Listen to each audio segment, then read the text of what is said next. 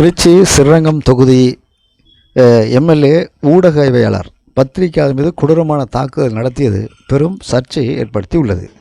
இதனால் 3 நபர்கள் ஆபத்தான நிலையில் சிகிச்சை பெற்று வருகின்றார்கள்.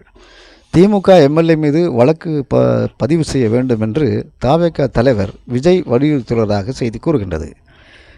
திருச்சி ஸ்ரீரங்கம் தொகுதி திமுக சட்டமன்ற உறுப்பினர் கரூர் மாவட்டம் குளித்தலை பகுதியில் கல்குவாரி நடத்தி வருகிறார். அங்கு அனுமதிக்கப்பட்ட அளவை காட்டிலும் சட்ட விரோதமாக கல்வெட்டி எடுப்பதாக புகார் எழுந்துள்ளது. இது குறித்து செய்தி சேகரிக்க சென்ற தனியார் தொலைக்காட்சி செய்தியாளர் கதிரவன், ஒளிப்பதிவாளர் ஜெபஸ்டியன் ஆகியோரை கடந்து சென்று கண்மூடித்தனமாக கொலைவெறி தாக்குதல் நடத்தியதாக ஆதாரங்கள் சமூக வலைதளங்கள் வெளியாகியுள்ளது. இந்த தாக்குதலில் சிக்கிய 3 நபர்கள் உயிருக்கு ஆபத்தான நிலையில் இரத்த காயங்களுடன் திருச்சி அரசு பொது மருத்துவமனையில் சிகிச்சை பெற்று வருகிறார்கள். சம்பவ இடத்தில் அவர்கள் ஒளிப்பதிவு உபகரணங்களும் உடைத்து சேதப்படுத்தப்பட்டுள்ளது. சட்டமன்ற திமுக உறுப்பினர், அவரது மகன் மற்றும்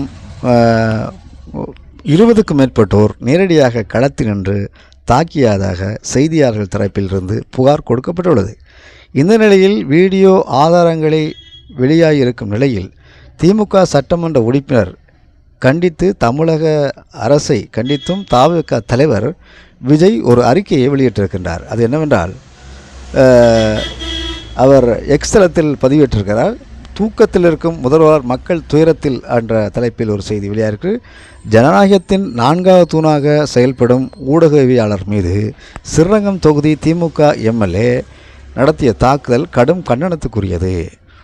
குவாரி தொடர்பாக செய்தி சேகரிக்க சென்ற நியூஸ் தமிழ் செய்தி தொலைக்காட்சி ஊடகவியலாளர் மீது ஸ்ரீரங்கம் தொகுதி திமுக சட்டமன்ற உறுப்பினர் கொடூரமாக தாக்குதல் நடத்திய வீடியோ அண்மையில் வெளியானது. அதற்கு பிறகும் அவர் மீது வழக்கு பதிவு செய்து கைது நடவடிக்கை எடுக்காமல் வேடிக்கை பார்க்கும் நிலையில்தான் முதல்வர் அவர்கள் இருக்கிறார் என்பது வெட்கக்கேடானதே அப்படி என்று சொல்லியிருக்கின்றார்.